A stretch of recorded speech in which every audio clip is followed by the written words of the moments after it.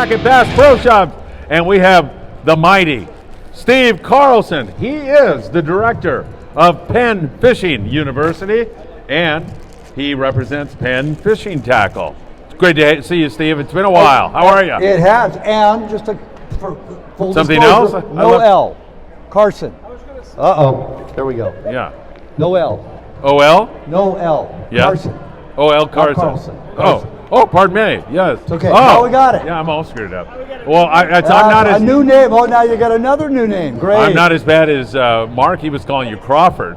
Well, So there you go. We're all screwed up. It's all alphabetical. Steve my Carson. mom never got mine. Always had me and the dog mixed up. So.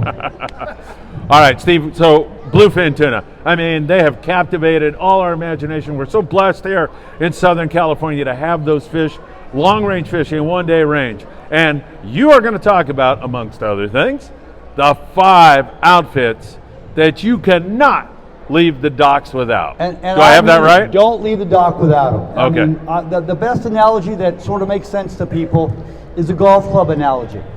Now, we all know, I mean, some of you may golf, some of you may not, but you all know what golf is.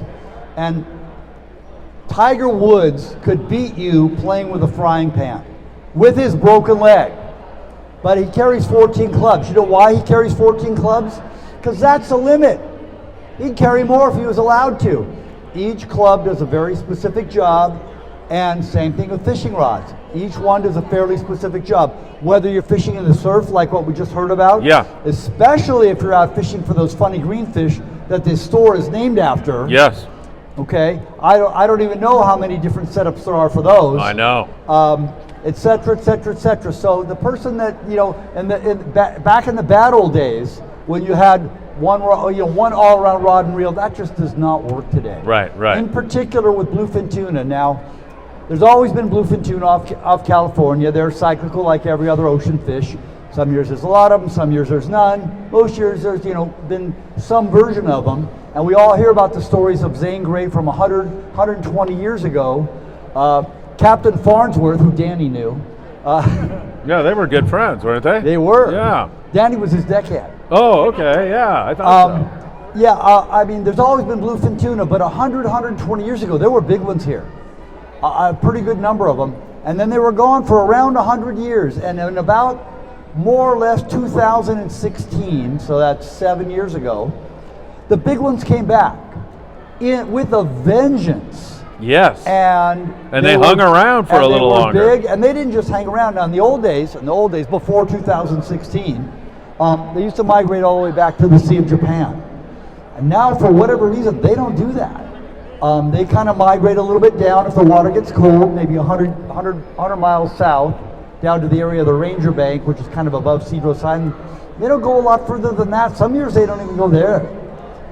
And we've fine-tuned our approach.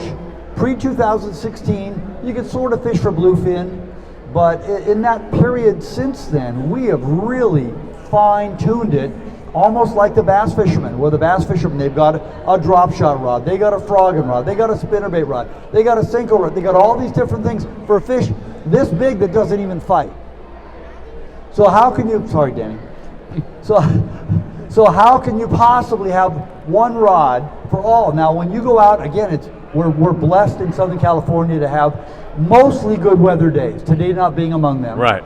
But mostly good weather days, and you can go out anywhere from 20 to 120 miles or more, depending on the length of the trip, and usually have pretty good weather. And there's schools of bluefin swimming all around out there. Amazing. Literally from, let's just call it April 1st to December 15th. About as close to year-round as you're going to be able to get. Yeah, it's crazy. And you don't know if that school of bluefin that comes up under the boat is going to be 15 to 25 pounders or 315 to 325 pounders. In fact, you can go out and in the morning you can be catching 20 pounders, breakfast. At lunch you'll be catching 80s. And at dinner you're catching 280s. And the boat never moved. So it's just impossible to know ahead of time what you're going to need. Yes. So you got to bring it all, and of course our friends at Bass Pro Shop are ready to handle that. Yes. But I'm going to kind of go through the 5 that you got to have, and I'm glad that I have you here so that we can work with our studio audience as well as our podcast audience. Oh, we can work with our studio audience? Yeah, this is great. I love it. You're going to hold the rod, and I'm going to hold the end of the rod. We're going to talk about a few things. I've got Michael and some other guys. We'll get kids up here.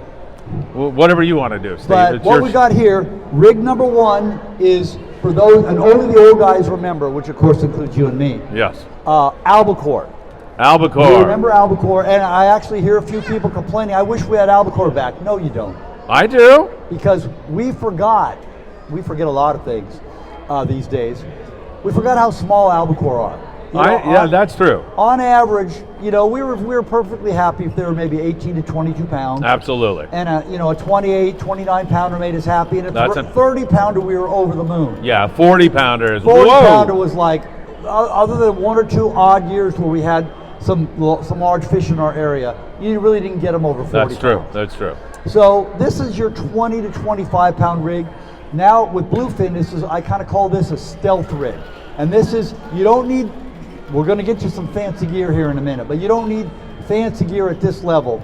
And also just kind of in general, I like to have at least around 4 feet of fluorocarbon on anything I'm using live bait with. Yes. I like to use, and people always ask this, right there, I don't know if our studio audience can see this or if you can see this. I can see it. That is on my lighter gear, 20 pound and under, it's a 5-turn, 25 and over, it's a 4-turn surgeon's knot. Now you can go to the magic of YouTube and see a 3D slow-mo demonstration of the surgeon's knot. And with any knot that you tie, whatever it is, I hate to be gross, lots of spit.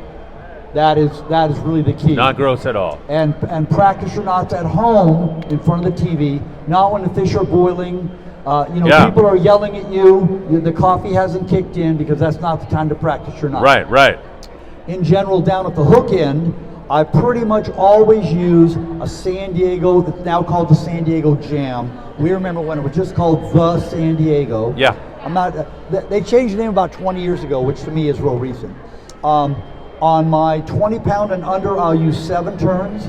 From 25 to about 50, I'll use 6 turns. And then on the heavier line, I'll use 5 turns on my San Diego. It's a single San Diego. Yes. I will use a double San Diego on my trolling rigs, not on my bait rigs. It's a great knot, but it's a little bit too bulky. Yes. And so here on this rig, I've got a J hook. You can see that, and that's a pretty small hook. That's an Owner Gorilla Light. That's a number 2. And, you're not going to catch 100-pound tuna on this. You're really not even going to catch 50-pound tuna on it. Although I have caught them bigger than that, I certainly wouldn't do it on purpose. Yes. But again, doesn't matter what they caught yesterday, doesn't matter what they're going to catch tomorrow. On the day that you're out, if it's 20, 25-pound school tuna around the boat, this is going to be the rig that you're going to catch them with. I actually usually use 20. A lot of the captains prefer 25 because they don't know you. They don't know how good your knots are. They don't know how fresh your line is. This happens to be a Penn Fathom 15, which, and almost all my live bait rigs, the way I have them rigged up, your mileage may vary. And if you want to sort of fight in a fisherman's bar, all you got to do is go in and say, X is the best length top shot. And no matter what length you say, somebody will want to fight about it, especially in Texas. But most of the time, most of the boats seem to have kind of settled on about 50 yards is about normal. Your mileage may vary, and if you have a favorite, then go with that. But I'll fill the reel up with the proper amount of braid to allow me a 50-yard top shot of whatever the relevant pound test is. Sounds good. And I always like the braid to be 1 bump up from whatever the top shot is. So if I've got a 20 or 25-pound top shot on this, and I know I'm never going to use heavier, my braid is 30 pounds. 30, yeah. That's just kind of how I do it. And also, the next most common question is, what do I join the braid to the mono with? And on that, I use a 7-turn RP, also known as the John Collins knot. Some people prefer a little bit more turns than that. A few people a little less. You'll figure out with once again, spit is the common denominator. You want to make sure that your knot cinches down tightly. Yes. If it's not cinching down tightly, you either put too many turns on it or you didn't spit on it enough. So, anyway, so that rig, I'm going to hand that to you. That's for what grade fish? This is for fish, I'm going to call up to 40 pounds. Again, I've caught bigger ones, but nobody wants to stand around and watch me fight a fish all afternoon. I Yeah. actually caught a 90-pounder on that rig last year on the Pacifica. Luckily, again, it was a school of 20-pounders around the boat, and I don't know where he came from. Yeah. Luckily, everyone else was catching fish, so nobody really cared as I circled the boat for about an hour and a half. Yeah, yeah. If that had happened and I had hooked that fish, and the captain's like, "Come on, we gotta go," I would have self-sacrificed and popped that fish off. Gotcha. So you don't want to be that guy. No. That's fighting the fish all afternoon. No. But when it's 20, 25 pounders, I am using this rig. Go ahead and lift up on that one. You can see it's a pretty light rod because you've got that small hook, which is also getting you the bite from that fish that doesn't want to bite. Anything stiffer than this and that little tiny hook, you're ripping it out of his mouth. Gotcha. So, and only at this level am I using a J hook. Where everything above this, I'm going to use a circle hook. Okay. We'll talk about that in a minute. Yes. So, the next one. That rod you definitely have to have. All right, number 2. You probably already have that one. Yeah. And you call it your albacore rod because they really haven't changed that much in all those years. That is not a 2-speed. That is not a lever drag. Your good old star drag is still good. Yeah. As long as the drag washers are fresh. If you haven't changed your drag washers in a while, Get your change reel them. serviced. Now we're heading into our super modern, super high tech gear. Here we This go. is my Penn Fathom 15, and this is actually the same line capacity as the reel I just showed you. But you'll notice a couple things. It's a lever drag. It's also a 2-speed, and I can let's see. I'm looking for the professional. There's no professional athletes here, but there's some on the podcast. Yes. That are saying some version of, "You don't need a 2-speed for 30-pound test line," as they pop their steroids. Actually, yes, you do, and here's why. Because what's going to happen, and this has happened literally every year for the last 5 years, you'll get, sometime about the middle of August, the bluefin are just sick of fishermen. You've been out there too much, Danny's been out there too much, all these people have been out there way too much, and they're swimming around the boat, and they don't want to bite. Okay, and I'm not talking, again, we're not talking about 100-pounders, but we're talking about nice fish, anywhere from 40, 50, 60, maybe even 80 pounds. And you wish they would bite on the heavier line, but they won't. They're just not gonna. So now I've got a couple of different things. I still have, again, this is my 30-pound test top shot. Yes. So now my braid is 40-pound test. Why is it not 50? Because I want every single yard I can get on there. And believe me, when you get when you get an 80-pound fish on this, you're counting the yards. Yeah, you need it. So, and again, my 50-yard top shot of 30-pound mono on there. And once again, our studio audience can see, at least I think they can see, right about there. There's my 5-turn surgeon's knot. And the reason that I use 4 feet is I've calculated that that's the length that I can cast, make a good cast, without the knot going through my tip top. Oh, and that's very important. And so that's why I say your mileage may vary. Make it as long a piece as you can handle, and the knot doesn't go through your tip top when you're casting. Yes. So it depends on the rod length. I actually have a few, occasionally we'll use a 9-foot rod. I use a 9-foot rod a lot when in the albacore years. Don't use it so much anymore, but so you can use a little bit longer piece. But in this case, it's 4 feet, and you'll see there I've got my owner Mutu number 2 or even a number 4 hook. That is the miracle hook. It's small enough that you can get the bite, because again, tuna, I don't know that so much that they're smart, but they're cautious. And if they see something that just isn't right, they're not going, that's a 3.0 mustad. I'm not biting that. It just doesn't look natural. It doesn't look right? natural. Yeah. So that little owner Mutu number 4 or 2, that is proven to be a hook that they'll bite, and now even if you accidentally hook, an 80-plus pounder on it, it'll still hold it. It's pretty amazing. And again, for the podcast listeners that are flexing their muscles, they got a dumbbell in one hand and they're listening with the other, and they're going, I don't need that. Here's why you do. Because with a star drag rig or any single speed rig, you hook a big fish or even a small fish, what are you doing? You're pumping up, you're reeling down. You're pumping up, you're reeling down. What happens is each time you reel down, that tuna, even if he's tired, he can kind of kick his tail and go down. Danny Every time Cadota tells me that every week. kicks his tail down. He doesn't have to go very far to really extend the fight. Yes. Whereas, and again, you're going to be in high gear most of the time because he's zooming around, he's running left, he's running right, and Danny will laugh because I can actually tell within about 3 pounds how big the tuna is by how far his first run is and how close I am to the knot each time. I very, very rarely get spooled on this because I'm a little bit judgmental when I throw it. But I can get pretty close to the knot on this. But eventually, after he's swum around the boat, left, right, and all around, he's going to settle up right straight up and down. And that's when you push it. Our podcast listeners can't see it, but they know what a 2-speed reel looks like. Oh, yeah. You push the easy button, you lay it on the rail, and you just turn the handle. You just grind. So that tuna's down below you. He's circling as you're just grinding. You're not pumping up, you're just grinding. And he's circling, and maybe it's only 6 inches each circle. He's coming up. He doesn't even know he's coming up. And yeah, he might run 2 or 3 more times. You know, you gotta let him do it. Yeah, yeah. But as soon as he stops, he's circling, you're winding him up towards the boat. And now you've cut the fight in half. Not to mention that you haven't fatigued yourself so much, but you've cut the fight time in half. And between the circle hooks settling in the corner of his mouth, so he's not gonna chew through your line, and cutting that fight time down, the longer that fish is in the water fighting, the more chances something's going to go wrong. Something's going to go wrong. Shark comes by, sea lion comes by, one of your 25 best friends that you didn't know you had that's on the boat is going to tangle you up. Just, stuff happens. Fish chews through the line. Yeah, so when you cut that time down on the fight, you're not forcing him in. I mean, that is just not going to happen. Right. But you've cut your fight time down to the minimum that you can make it happen with this grade of line. You're gonna really up your catch. Not to mention, again, you're gonna go out and maybe somebody doesn't have this or they're afraid to use this, and they're throwing their 40-pound test. I actually had one trip last year where throwing the 30-pound, and they were 40 to 50-pound tuna. They weren't even really super big, but they were 40 to 50 pounds, nice ones.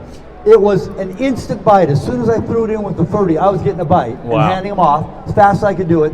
And the people that stuck to 40, literally were getting about 1 bite an hour.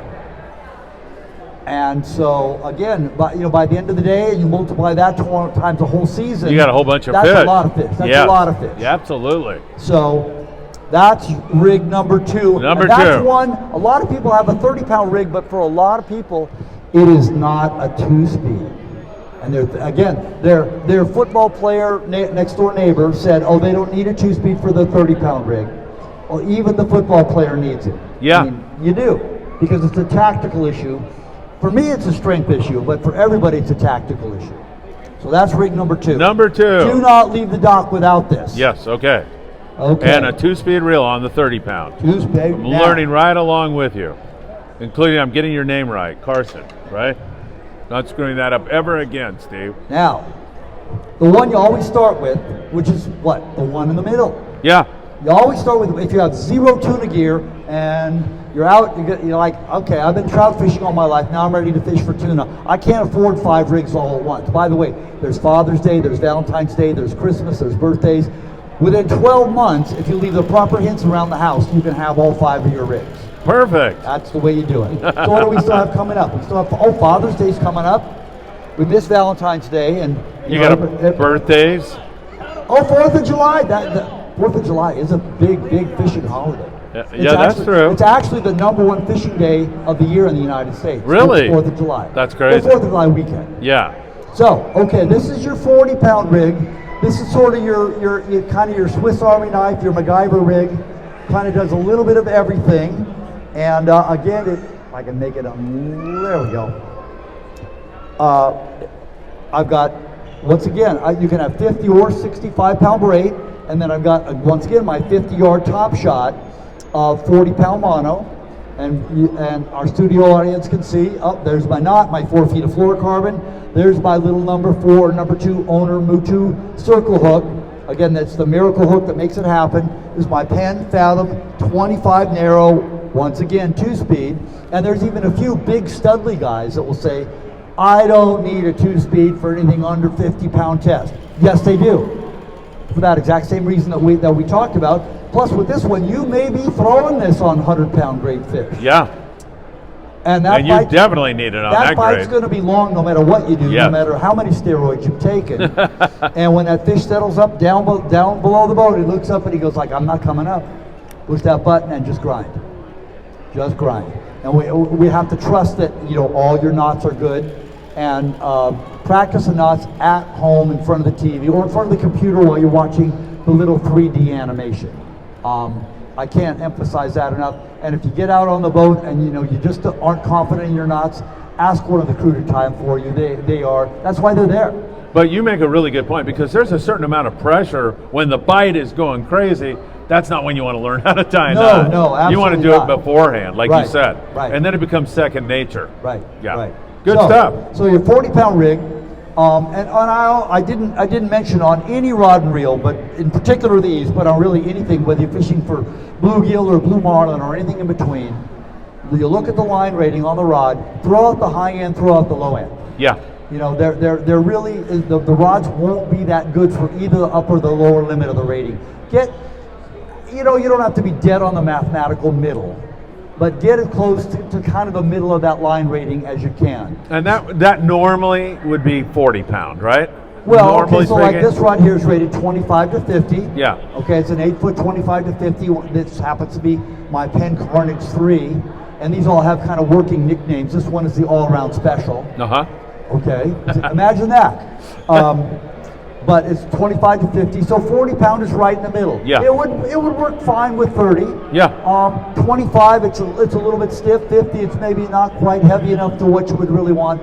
But it is what I call a sweet spot of 40-pound test. Yes. And this one will certainly handle tuna up to 100 pounds. Also, we've now gotten into the realm of, and our studio audience can see this. I apologize to our podcast audience. Well, they can see it too. Yeah, they can see it. Your small, this is what I call a daytime lure.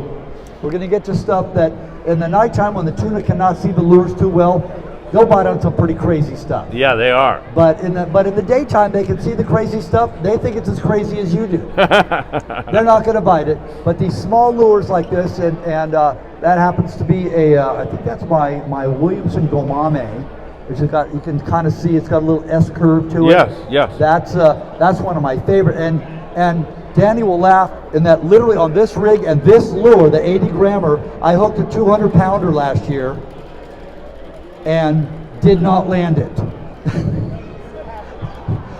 But everything held together till he was right at deep color, and I could at least morally say I saw him. And then he saw me, and then that was it. But Steve, do you get bit on the sink or in the retrieve with that lure? that Or both? particular one, well, both. Yeah. That particular, the 200 pounder ate the sink. So I think I was pretty fortunate in that he didn't suck it all the way down to where he would, of course, have chewed me off under normal circumstances. Yeah, right. So I couldn't see the lure when we got a view of him, but I have a feeling I had him maybe snagged on the cheek or something to where his teeth weren't contacting my line. Right, I mean, right. That's a great lure for fish. You know, again, those 40, 50, 60 pound fish, they love to eat those little lures. And a rig like this is absolutely perfect. And it's fun to fish with. Yeah. And again, if they're only 20 pounds and they're a little cooperative and they'll bite the 40 pound test, this is still a sporting proposition. Yeah. You're not cranking them in like a bluegill. You know, so this is really You mean the way I all-around. liked it? I was accused of my son of doing that too much. So this is really the one, you know, when you have nothing, you start with this one. Sounds good. Is that Now- number 3? What's that? Is that number 3 or 4? That's number 3. Okay. Okay, number 4 is my favorite. And if you would have told me that for local fishing, how we doing on time? Are we running low? on Oh, time? we're good. Don't Okay. worry about it. For and I've got, by the way, I've got right here. I think Joe is stealing one of your Oh, rods. stealing my rod. I've got right here for people that want the list of the 5 rigs. I'll have that right here so you can have Oh, one of those. You're gonna pass that out to our studio audience? I am. Wow. Awesome. What a guy. Those cost me 17 cents at FedEx Kiko's. Remember that out there, everybody. So this is my favorite rig because if you would have told me prior to 2016 that I would need a 60 to 80 pound rig for local fishing, and I don't mean when the occasionally we heard something was happening. You better have it with you on the boat, rigged up, ready to go. It's amazing, right? And this will handle fish, I like to say up to about 175 pounds. And prior to 2016, I fished for a long time on the Southern California coast. I mean, I did long range too. Yeah. And the number of over 150 pound tuna that I even saw, much less caught, in the boat was zero. Right. For all that time. Right. I mean, maybe we saw a few jump off in the distance, but we didn't catch them. Yeah. And if we hooked them, we lost them. But now I've got this rig, which would have formerly been, you know, kind of a Lejos Rocks, Guadalupe Island type of a rig. And I may have to change the name of this rod. This is the Guadalupe Special. I may have to come up with a new name, but this rod is rated 40 to 100. So once again, that sweet spot is 60 and 80 pound. And I've got my and I apologize that my microphone is no problem. We're trying to make it all work. It's going fine. Once again, I've got hello, test. There we go. I've got 80 pound braid with a 50-yard top shot, in this case of 60 pound mono, and this rig can fish either a 50 or a 60 or an 80 pound top shot, basically depending on what the captain tells you for that day. Sometimes when you're fly lining a bait, and you've got 100 to maybe 150 pound grade fish, they're only going to bite the 50 pound. Right. And so the top shot's quick and easy to change. Excuse me. Again, the knot that I use is a 7-turn RP or John Collins knot to attach to the braid. And we're using fluorocarbon every single time. Well, right, every single time. Again, the studio audience can see. Where's my knot here? It's here somewhere. Once again, there it is. Now, there's my knot. And also, you'll see sometimes the captain will tell you, "Hey guys, I'm seeing some nice," and during the daytime in particular, when remember they can see that lure, and if that lure looks silly to you, chances are it looks silly to them. But a live sardine never looks silly. And so sometimes the captain will say that I'm seeing fish at 100 feet. He may say I'm seeing fish at 300 feet. And then, and our studio audience can kind of see this. Uh-oh, there it is. And I'm not going to go through the whole thing because, of course, we've got the economy of time here. But you don't want to add any extra knots to your rig. So there's, and again, you can go online, you can go on YouTube. Again, the magic of YouTube. Isn't that amazing? It is. You go on YouTube, and there's about 3 different ways that you can use the rubber band to attach your sinker. And then the sinker, that I've got, this is only a 6, but you may use anything from a 4 to a 16-ounce sinker based on the wind, the current, and how deep the captain tells you that the fish are. But almost always either the captain or the deckhand will tell you use X size sinker, and then that's the other nice thing about the rubber band is you can slip it on and off very quickly. And the big thing is you have not added another knot to your rig, yeah. Which when you're trout fishing is not that big of a deal. But boy, when you're fishing bluefin tuna over 100 pounds, it's a big deal. Any weakness in your rig, the fish are going to exploit it. Yep. And so this is my favorite rig, and there have actually been, more than a couple of 200-pound fish caught on this particular rig, what I call rig number 4, your 60, 80-pound rig. But a lot of luck has to go your way. Your knots have to be perfect. Some of those 25 of your best friends you didn't know you had have to be very considerate of you. Yeah. Once they're over 175, and again, just me talking to you, not joking, that you have a real chance at 175-pound fish in local waters. I'm with you. Like, wait a minute. How is that even possible? Yeah, this does not make sense. But here I am. But this is really the rig that a lot of people already, and again, I talk to a lot of fishermen at shows here at Bass Pro Shop, out on the water, and they're like, do I really need that? Because they're just like me. Prior to 2016, you would really never need this. This would be something I would use for long range fishing. Yeah. For those better grade fish, or even for wahoo, et cetera, et cetera. So that is rig number 4, your 60, 80-pound rig. Do not leave the dock without it. That makes sense. Now, I always save the best for last. Oh, that's me, right? I was out on the Tomahawk, not last year, but the year before. What year was that? I don't know. 2021. Everybody had COVID. Yeah. But I wasn't fishing in a mask. But I got up at 4 o'clock in the morning. Nobody was up. We had actually had a good day the morning before, but we had not caught a single fish after noon. So we went from noon to dinner time without catching a single fish. So pretty much everybody went to bed. And I got up at 4 in the morning, nobody's up. I'm like, and the coffee's not even on. Oh man. So I'm like, okay, No good. I'm gonna drop 3 drops, and I had a jig on rather than a bait, and then I'm going back to bed. And I walked out and I grabbed this. Again, this is absolutely my favorite rig. And I grabbed this rig, and I went, maybe not. And I put that rig away. Thank God. like I got that. a feeling you're going to be happy you grabbed the bigger rig. And I went for the rig, and we were, I should add, we were 67 miles off of San Diego. Well, not so much within range of a 3/4 day trip. And I mean, I love the guys that run the Liberty and the San Diego. They're the greatest guys ever. They have a really hard job because they have no time. They got to catch fish and get you it's home. brutal. And get you home. It's brutal. It's brutal. So we didn't have that. We didn't have that pressure. But we're 67 miles out. So I wisely, even though the coffee hadn't kicked in, grabbed my Penn International 16 DISX, which is rig number 5 on the list that I'll hand all you guys. And with a 100-pound test, a braid, and on this one, I break the 50-yard rule, and I go for about 25 feet. I want a little bit of stretch. That's it. Actually, I have this one rigged up with 100. On that particular night, I had a wind on of 130. Again, why was I smart that day?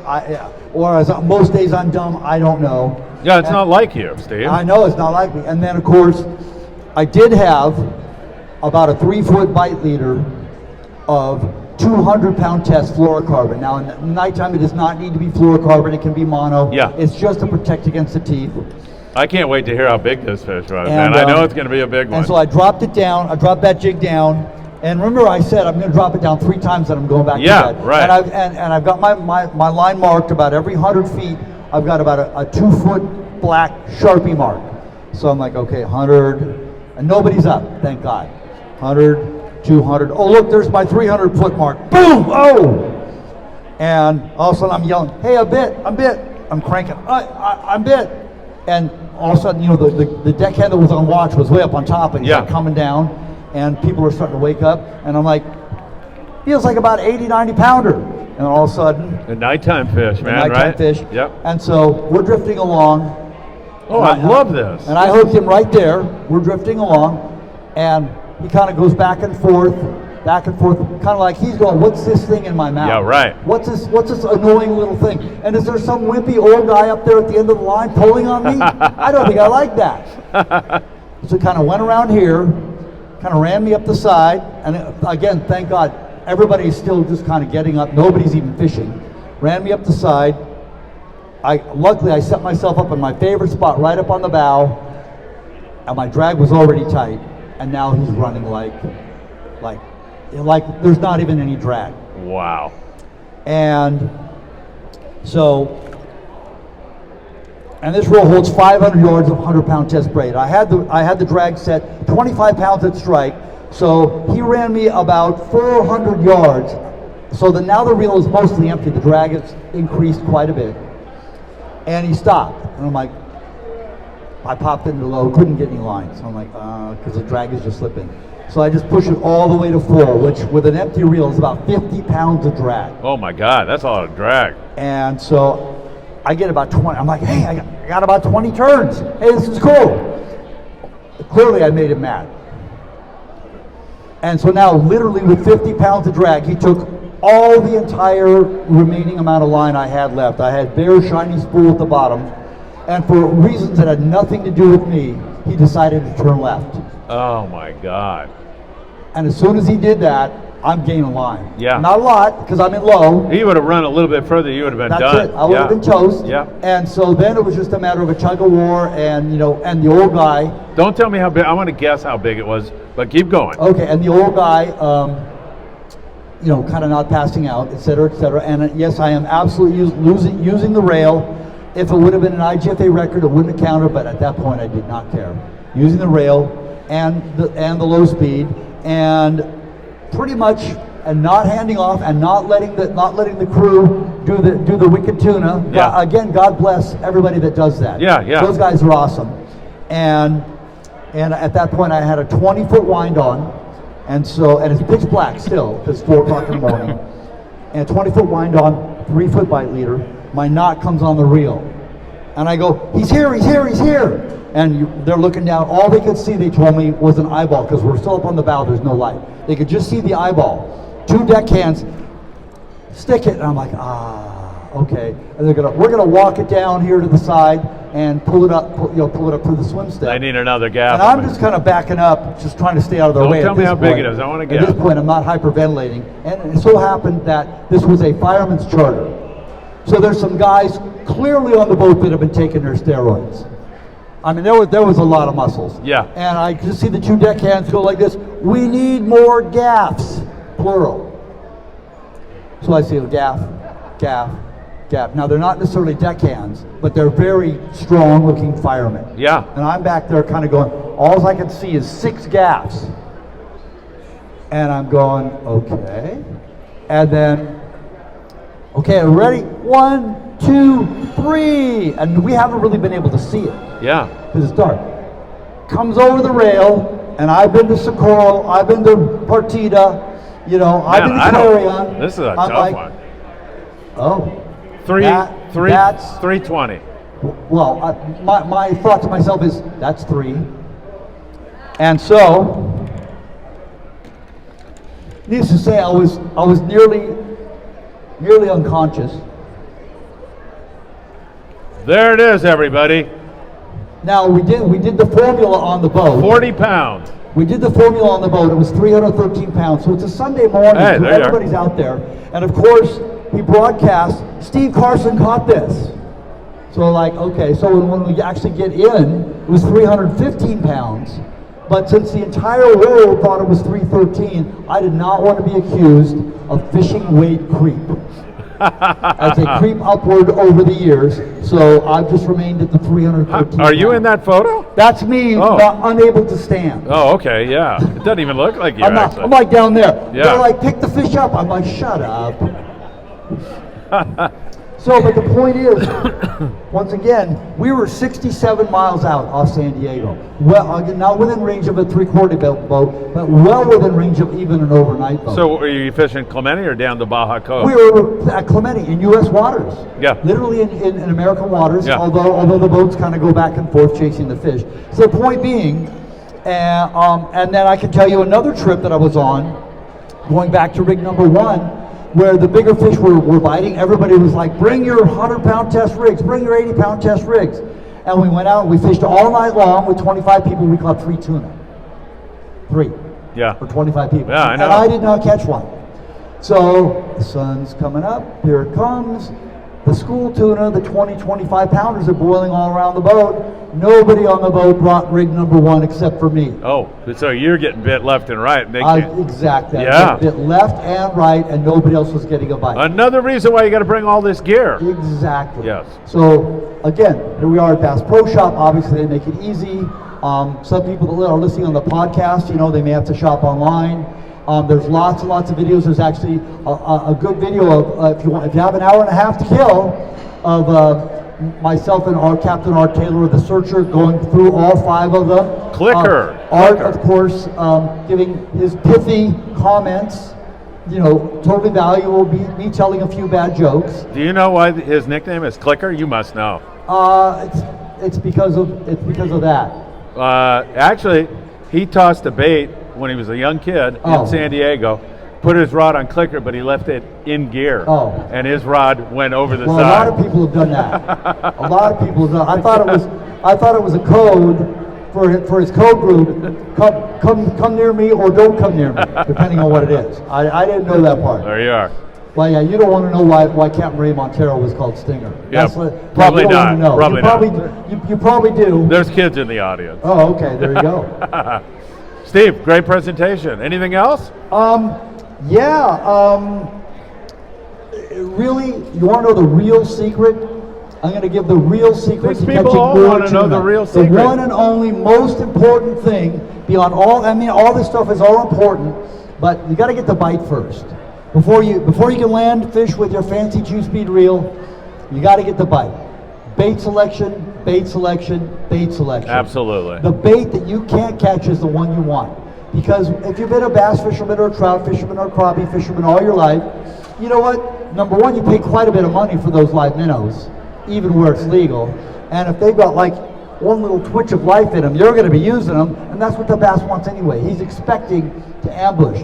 Well, those open ocean predators, their job is chasing stuff down at full speed. That's why they can swim 50 miles an hour. Right. Chasing their food down. That's what they're used to doing. So the liveliest possible bait is what you want, and as soon as that bait slows down, in some cases that's in 10 seconds. Get that bait, and it's hard to train people to do this. Oh my God, oh, you thought that bait was good, you know, you put him in the water and he's just like swimming around in a circle, not doing anything. Change your bait. Wind him and change. You get that bait to swim down and away, preferably, or at least away from the boat. That is the bait that's going to get a bite. 100%. 100%. And you know, we could go through a whole seminar, another whole hour if we want to, on how to do that. Out of deference to your to your esteemed audience here and on the podcast, we're not going to do that. We'll do it next time. We'll schedule another one. Yeah, we'll just do that another time. But bait selection, bait selection, bait selection. The bait you can't catch is the one you want. That's absolutely. It's been true ever since I've been in this for 5 decades. So exactly, and it hasn't changed. No, it hasn't. Hasn't changed a bit. No. So beyond that, I'm just going to pass these out to our esteemed studio audience. And if you're in the online audience, yeah, how do you have a website or? Yeah, the way they can reach me, there's a lot of different ways they can reach me. They can reach me on Bloody Decks on the World of Penn forum. I am on just about all the major Facebook pages, from Fishing in Southern California, long range fishing, etc., etc., etc. I'm the co-host of Angler Chronicles radio show on Saturday mornings. Gosh, I don't have a TV show anymore, but you know what they say? I have the perfect face for radio. Me too. So, absolutely. I want to hear from everybody. Really, I look at the World of Penn forum on Bloody Decks when I'm at home. If I'm not out on a boat, which is, I'm out on a boat a lot in the summer, not so much now. I'm on Bloody Decks pretty much every day if I'm on land. So that's the World of Penn forum. However, a caution, on the World of Penn forum, I'm a moderator. So if you call me names and use bad, actually you can call me names, but if you use bad words, I can ban you. Oh, okay. So we can call you names, but they have to be clean. Names. Okay, perfect. I probably deserve them, so why not? All right, guys. Thank you so much. Phil, thank you so much. Steve, you were great. Steve Carson, everybody. Great job.